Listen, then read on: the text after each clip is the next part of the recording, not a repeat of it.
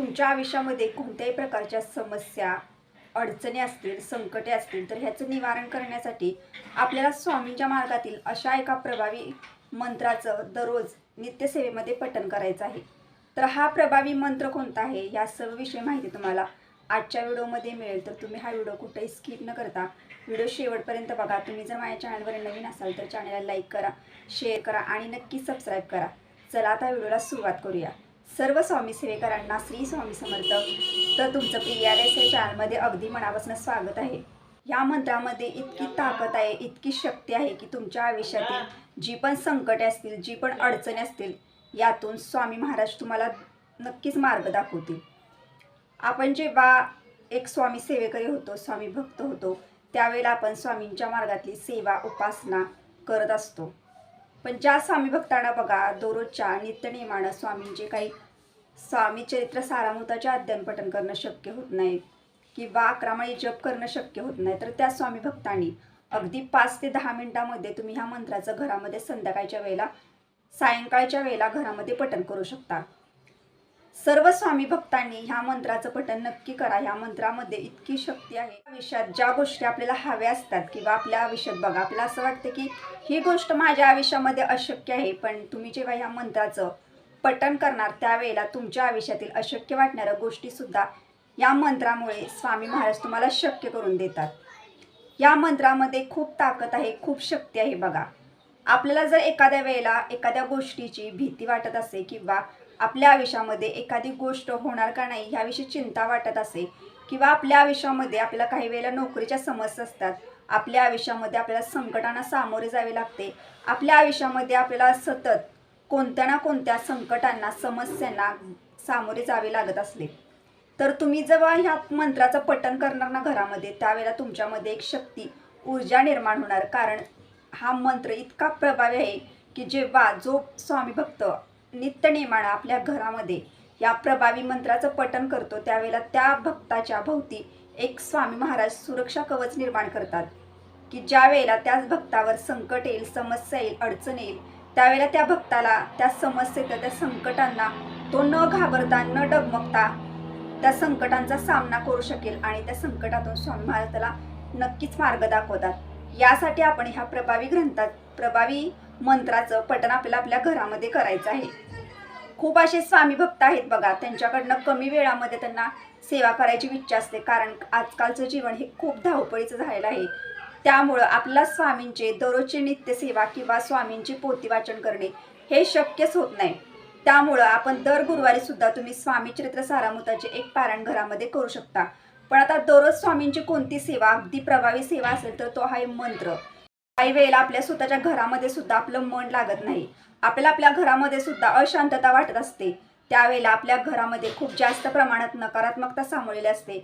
आपल्या घरामध्ये जेव्हा छोट्या मोठ्या गोष्टींवरून वादविवाद होत असतात त्यावेळेला सुद्धा आपल्या घरामध्ये एक प्रकारे नकारात्मकता सामावलेली असते. आणि जेव्हा तुम्ही तुमच्या घरामध्ये या प्रभावी मंत्राचं पठण करणार त्यावेळेला तुमच्या घरामधील जी नकारात्मकता, जी वाईट शक्ती असेल ती सर्व बाहेर निघून जाते. घरामध्ये एक सकारात्मक ऊर्जा निर्माण होते.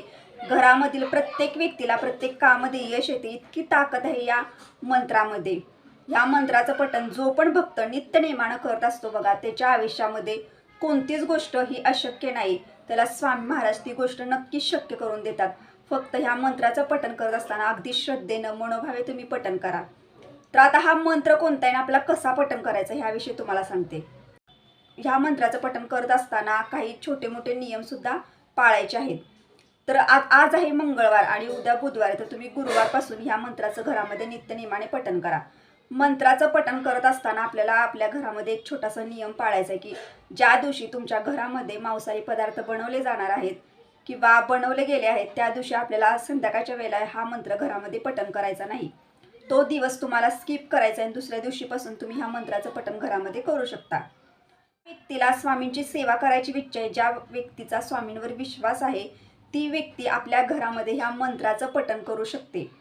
हा मंत्र पठण करत असताना करण्यासाठी आपल्याला 5 ते 10 मिनिटच लागू शकतात.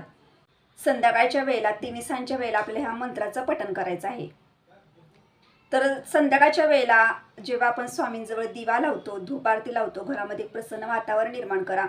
बसण्यासाठी आसन घ्या, आपल्या स्वामींजवळ मुजरा करा, स्वामींना नमस्कार करा आणि तुम्ही ह्या मंत्राचं पठण करू शकता. तर हा मंत्र कोणता आहे? तर मंत्र आपल्या स्वामी सेवेतील अगदी चमत्कारिक आणि अगदी ताकदवान शक्तिशाली मंत्र आहे, तो आहे तारक मंत्र. तारक मंत्रच्या पठणामुळे आपल्या आयुष्यातील ज्या गोष्टी आपल्याला असं वाटतं की आपल्या नशिबात ही गोष्ट नाही, ती सुद्धा तुम्हाला नक्कीच मिळून जाईल. इतकी शक्ती ह्या तारक मंत्राच्या प्रत्येक ओवीमध्ये आहे. तारक मंत्र हा आपल्या नित्यसेवेच्या पुस्तकात नाही, तर तुम्ही यूट्यूबला तारक मंत्र लावून तो एखाद्या पेजवरती लिहून काढा आणि त्यानंतर तुम्ही तो स्वतः पठण करा. तारक मंत्र आपल्या घरामध्ये यूट्यूबला किंवा असं लावून मोबाईलमध्ये आपल्याला ऐकायचं नाही, तर तो आपण स्वतः पठण करायचा आहे. जेव्हा आपण तारक मंत्र स्वतः पठण करत असतो त्यावेळेला आपल्या भोवती एक सुरक्षा कवच निर्माण होतं. आपल्या मनामध्ये एक सकारात्मक ऊर्जा निर्माण होते. आपल्या मनामध्ये जर एखादी भीती असेल, आपल्याला एखाद्या गोष्टीविषयी भीती वाटत असेल, चिंता वाटत असेल, तर हे सर्व दूर होतं आणि आपल्या मनामध्ये एक ताकद निर्माण होते. आपल्याला एखाद्या गोष्टी किंवा एखाद्या समस्या, एखाद्या अडचणीशी लढण्याची शक्ती आपल्या मनामध्ये निर्माण होते. आणि जेव्हा आपण आपल्या घरामध्ये ह्या तारक मंत्राचं पठण करत असतो त्यावेळेला तारक मंत्राच्या प्रत्येक ओवीचा वेगवेगळा अर्थ आहे आणि प्रत्येक ओवीमधील जे शब्द असतात ते आपल्या प्रत्येक व्यक्तीच्या घरामधील व्यक्तींच्या कानावरती पडतात. त्यामुळे त्या व्यक्तींमध्ये सुद्धा एक सकारात्मकता निर्माण होते आणि घरामध्ये सुद्धा एक सकारात्मकता, प्रसन्नता निर्माण होते. आपल्या घरामध्ये जर एखादी व्यक्ती सतत आजारी पडत असेल तरी सुद्धा तुम्ही तारक मंत्राचं तीर्थ बनवून सुद्धा त्या व्यक्तीला नक्कीच देऊ शकता. ह्या तीर्थामध्ये सुद्धा खूप खूप शक्ती आहे.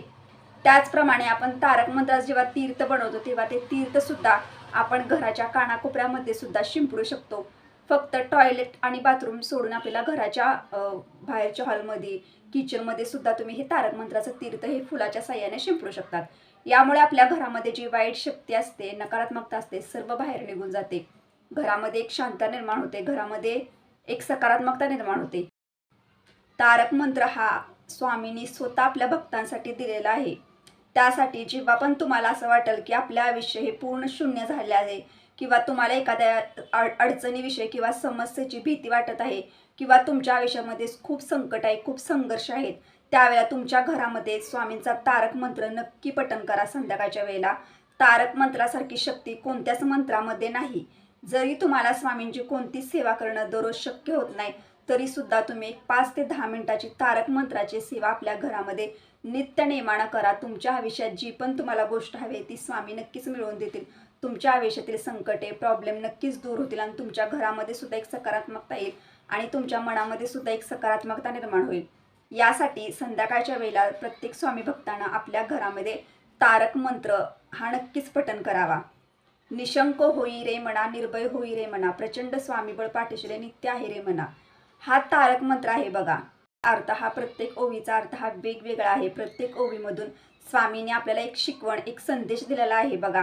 आणि तारक मंत्र हा अशा व्यक्तीसाठी आहे की ज्या व्यक्तीला काही कारणामुळे म्हणजे प्रत्येक संकटातून बाहेर पडण्याची ताकद मिळावी, यासाठी स्वामींनी आपल्या भक्तासाठी तारक मंत्र दिलेला आहे.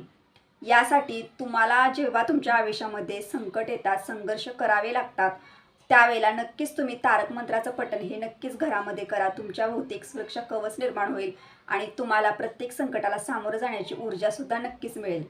तर अशा पद्धतीनं आपला तारक मंत्राचं पठण हे नित्यनेमानं आपल्या घरामध्ये सायंकाळच्या वेळेला करायचं आहे प्रत्येक स्वामी भक्तांना. तर तुम्हाला जर हा व्हिडिओ आवडला असेल तर लाईक करा, शेअर करा, नक्की सबस्क्राईब करा. भेटू आता नेक्स्ट व्हिडिओमध्ये. पण सर्व स्वामी सेवेकरांना श्री स्वामी समर्थ.